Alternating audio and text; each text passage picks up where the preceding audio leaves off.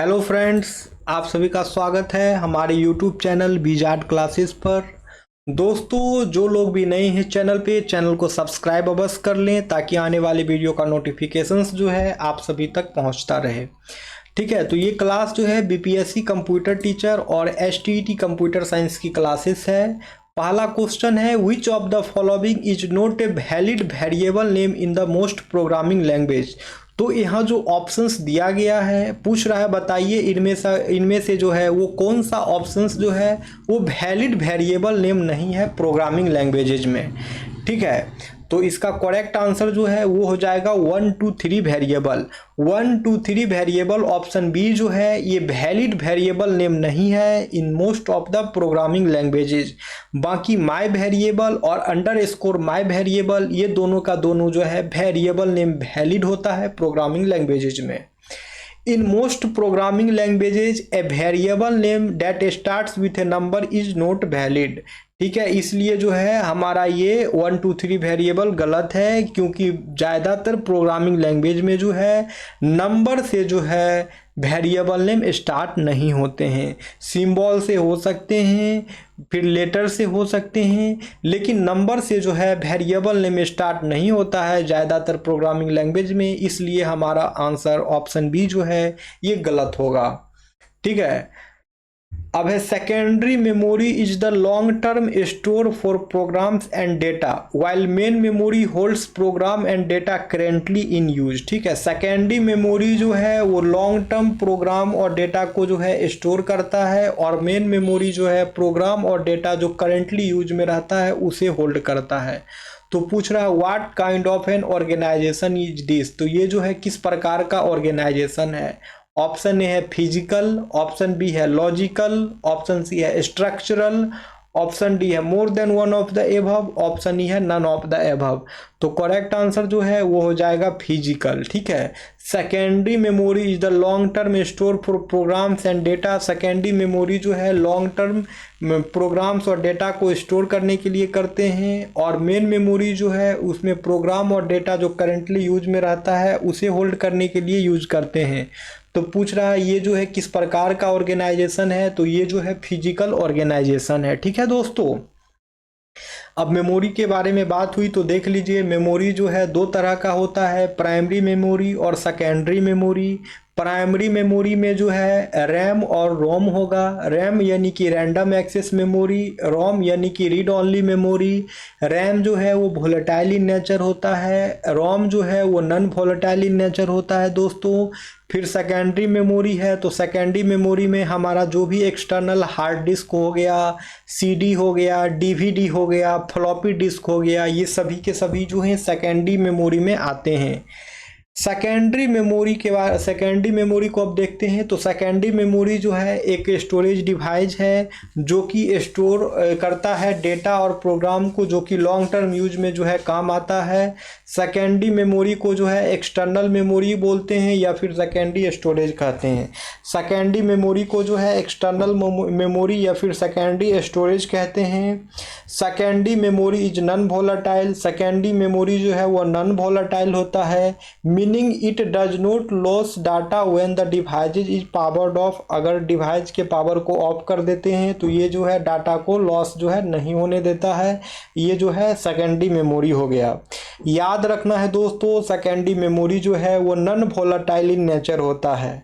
It is not directly accessible by the CPU। Secondary memory जो है वो directly जो है CPU के द्वारा जो है एक्सेसिबल नहीं होता है।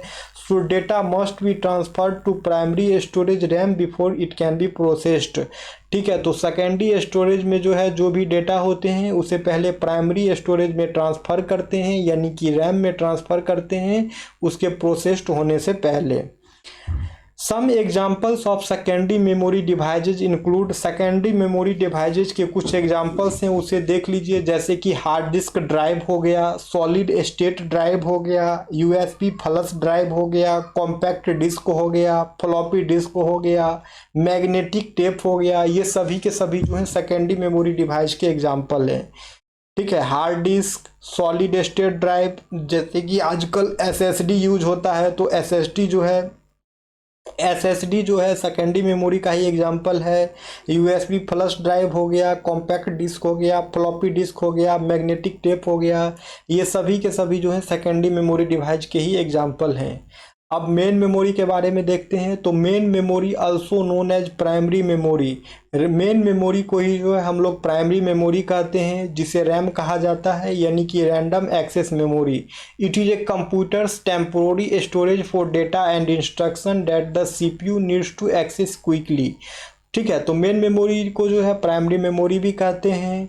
जैसे रैम हो गया, तो रैम रैंडम एक्सेस मेमोरी, ये जो है प्राइमरी मेमोरी है, इसे मेन मेमोरी भी कहा जाता है।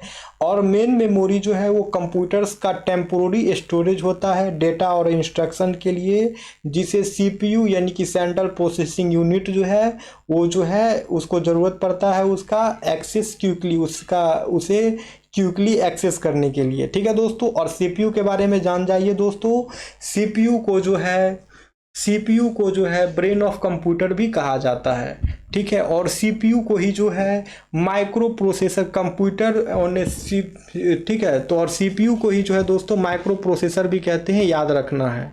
ठीक है, main memory is a critical component of computer. Main memory जो है कंप्यूटर का क्रिटिकल कंपोनेंट होता है, because it allows the CPU to read and write rapidly, क्योंकि ये अलाउ करता है CPU को ताकि रीड और राइट ऑपरेशंस जो है डेटा का वो रैपिडली हो सके। विच enables efficient processing of instruction, जो कि इनेबल करता है इफिशियंट प्रोसेसिंग ऑफ इंस्ट्रक्शन को। ठीक है, और मेन मेमोरी जो है it is volatile, main memory जो है वोलाटाइल होता है, meaning its contents are lost when the computer is powered off. मतलब ये हुआ कि वोलाटाइल का मतलब ये हुआ कि इसके जो भी कंटेंट होते हैं अगर कंप्यूटर का पावर ऑफ हो जाए, पावर ऑफ कर दिया जाए, तो वो सारा का सारा डाटा जो है वो लॉस्ट हो जाता है। अब रैम के बारे में देख लें, टाइप्स ऑफ रैम के बारे में। तो रैम जो है दो तरह के होते हैं, स्टैटिक रैम और डायनेमिक रैम। स्टैटिक रैम को जो है SRAM कहते हैं और डायनेमिक रैम को जो है DRAM कहते हैं। ठीक है, SRAM is faster and more reliable then DRAM, और स्टैटिक रैम जो है दोस्तों वो डायनेमिक रैम से जो है ज़्यादा रिलायबल और ज़्यादा फास्टर होता है। बट SRAM जो है वो ज़्यादा एक्सपेंसिव भी होता है।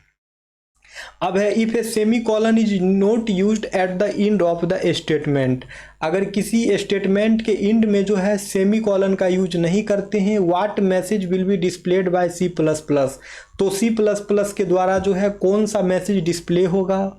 ऑप्शन ए है semicolon missing, option B है स्टेटमेंट मिसिंग, ऑप्शन सी है error in statement, option D है more than one of the above, option E है नन ऑफ द एबव।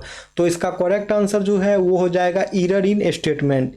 इसका करेक्ट आंसर हो जाएगा एरर इन स्टेटमेंट। ठीक है, अगर किसी इंड ऑफ स्टेटमेंट में, अगर किसी स्टेटमेंट के इंड में जो है सेमी कॉलन का यूज नहीं करते हैं, तो C++ के द्वारा जो मैसेज डिस्प्लेड होगा वो होगा एरर इन स्टेटमेंट का। ठीक है, a semi colon is a required statement terminator in most programming language. तो सेमी कॉलन जो है दोस्तों ज़्यादातर प्रोग्रामिंग लैंग्वेज में जो है एक इंड टर्मिनेटर का, एक स्टेटमेंट टर्मिनेटर का काम करता है, जैसे कि C++ हो गया, जावा हो गया, जावा स्क्रिप्ट हो गया।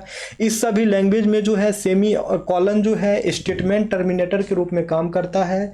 Semi colons helps the computer determine where one statement ends and another begin, और सेमी कॉलन जो है ये कंप्यूटर को डिटरमाइन करने में मदद करता है कि कौन सा स्टेटमेंट्स जो है कहाँ पे एंड होगा और कहाँ से जो है वो बिगिंस हो रहा है। तो सेमी कॉलन जो है इस चीज़ में मदद करता है, जिसके कारण जो है which prevents error in the code, और सेमी कॉलन जो है दोस्तों कोड में जो है एरर को भी प्रिवेंट करता है। अब है a set of libraries that provides programmatically access to some kind of graphics to the function is called, यानी कि एक सेट ऑफ लाइब्रेरी जो कि ग्रामेटिकली प्रोवाइड करता है access to some kind of graphics two D function को, उसे क्या कहा जाता है। ऑप्शन ए है ग्राफिक्स पैकेज, ऑप्शन बी है फॉर्मेटिंग पैकेज, ऑप्शन सी है एनिमेशन पैकेज, ऑप्शन डी है more than one of the above, option E है नन ऑफ द एबव। तो इसका आंसर जो है ग्राफिक्स पैकेज हो जाएगा। ठीक है, ग्राफिक्स पैकेज जो है वो सेट ऑफ लाइब्रेरीज होता है जो कि प्रोग्रामेटिकली एक्सेस प्रोवाइड करता है some kind of graphic two D function को। एक graphics package is a computer application. Graphics package जो है दोस्तों एक कंप्यूटर एप्लीकेशन होता है that allows user to create and manipulate images, जो कि यूजर को जो है अलाउ करता है ताकि वो जो है क्रिएट और मैनिपुलेट कर सके इमेजेस का। Graphics package are use to create static graphics. Graphics package जो है स्टैटिक ग्राफिक्स क्रिएट करने के लिए काम आता है, such as poster and handbills, जैसे कि पोस्टर हो गया और हैंडबिल्स हो गया, and animation such as mobile images, और एनिमेशंस जैसे कि मोबाइल इमेजेस हो गया। इस सभी को क्रिएट करने में जो है ग्राफिक्स पैकेज जो है काम आता है। ठीक है फ्रेंड्स, ग्राफिक्स पैकेज का कुछ एग्जांपल देख लीजिए, जैसे कि माइक्रोसॉफ्ट पेंट हो गया, एडोब फोटोशॉप हो गया, कोरल ड्रो हो गया। ये सभी के सभी जो है ग्राफिक्स पैकेज के ही एग्जांपल हैं। तो माइक्रोसॉफ्ट पेंट जो है ये ड्रॉ करने के लिए, कलर करने के लिए और पिक्चर्स को एडिट करने के लिए काम आता है। एडोब फोटोशॉप जो है एडिटिंग फोटोग्राफ्स को एडिट करने के लिए काम आता है। कंपोजिटिंग डिजिटल आर्ट को कंपोज करने के लिए, एनिमेशन करने के लिए, ग्राफिक डिजाइन करने के लिए, इस सभी में जो है एडोब फोटोशॉप का यूज होता है। फिर कोरल ड्रो हो गया, तो कोरल ड्रो जो है एक वेक्टर ग्राफिक्स एडिटर है जिसका यूज किया जाता है न्यूज़लेटर के लिए, लोगोज के लिए और बिजनेस कार्ड के लिए। ठीक है फ्रेंड्स, अब है which shortcut key is use to compile and run the program in C++। तो कौन सा शॉर्टकट की का यूज करके जो है C++ में प्रोग्राम को रन और कंपाइल करते हैं। कौन सा शॉर्टकट की का यूज करके जो है C++ प्रोग्राम को जो है कंपाइल और रन करते हैं। ऑप्शन ए है Alt+F9, ऑप्शन बी है Alt+F5, ऑप्शन सी है Ctrl+F9, ऑप्शन डी है more than one of the above, option E है नन ऑफ द एबव। तो इसका करेक्ट आंसर जो है वो हो जाएगा Ctrl+F9, यानी कि Ctrl+F9 का यूज करके जो है C++ प्रोग्राम को जो है कंपाइल और रन किया जाता है। Ctrl+F9 का यूज करके जो है C++ प्रोग्राम को जो है कंपाइल और रन किया जाता है। ठीक है, to compile a program without running it hit F9। अगर कोई प्रोग्राम को C++ में बस कंपाइल करना है, उसे रन नहीं करना है, तो F9 का यूज करेंगे। To compile and run a program hit Ctrl+F9। अगर C++ में किसी प्रोग्राम को कंपाइल भी करना है और साथ में रन भी करना है, तब Ctrl+F9 को जो है प्रेस करेंगे। अब आइए C++ के बारे में थोड़ा इन्फॉर्मेशन ले लें। C++ जो है दोस्तों एक कंपाइल्ड लैंग्वेज है which means that a program must be translated from a human readable form to a machine readable form before it can run. तो C++ जो है एक कंपाइल्ड लैंग्वेज है। इसका मतलब ये हुआ कि इसका प्रोग्राम जो है उसको ह्यूमन रीडेबल लैंग्वेज में जो है ट्रांसलेट करना कंपलसरी होता है, from to a machine readable language before it can run, उसे रन करने से पहले। This translation is perform by compiler, और ये ट्रांसलेशन जो है कंपाइलर के द्वारा जो है दोस्तों परफॉर्म किया जाता है। अब है what does the control unit generate to control other unit. ठीक है, तो कंट्रोल यूनिट जो है अदर यूनिट्स को जनरेट करने के लिए जो है किसका अदर यूनिट को कंट्रोल करने के लिए जो है क्या जनरेट करता है वो पूछ रहा है। ऑप्शन ए है टाइमिंग सिग्नल्स, ऑप्शन बी है कमांड सिग्नल्स, ऑप्शन सी है कंट्रोल सिग्नल्स, ऑप्शन डी है more than one of the above, option E है नन ऑफ द एबव। ठीक है फ्रेंड्स, तो इसका आंसर जो है वो हो जाएगा ऑप्शन सी कंट्रोल सिग्नल्स। इसका सही आंसर जो है वो हो जाएगा ऑप्शन सी कंट्रोल सिग्नल्स, यानी कि कंट्रोल यूनिट जो है अदर यूनिट को जनरेट करने के लिए जो है अनदर यूनिट को कंट्रोल करने के लिए जो है अदर यूनिट को कंट्रोल करने के लिए जो है कंट्रोल सिग्नल्स जनरेट करता है। ठीक है, कंट्रोल यूनिट जो है अदर यूनिट्स को कंट्रोल करने के लिए जो है कंट्रोल सिग्नल्स जनरेट करता है। ठीक है, कंट्रोल यूनिट को शॉर्ट में जो है CU बोलते हैं। ठीक है, the control unit in a computer central processing units generate control signals to direct the operations of other unit. ठीक है, तो ये कंट्रोल यूनिट जो है ये कंट्रोल सिग्नल्स जनरेट करता है ताकि अदर ऑपरेशंस को जो है अदर यूनिट के ऑपरेशंस को जो है वो कंट्रोल कर सके। ओके फ्रेंड्स, तो आज की क्लास को यहीं पे एंड करते हैं दोस्तों, फिर हम लोग मिलेंगे नेक्स्ट वीडियो में। जो लोग भी नए हैं चैनल पे, चैनल को सब्सक्राइब अवश्य कर लें ताकि आने वाले वीडियो का नोटिफिकेशन जो है आप सभी तक मिलता रहे। Okay friends, thank you everyone.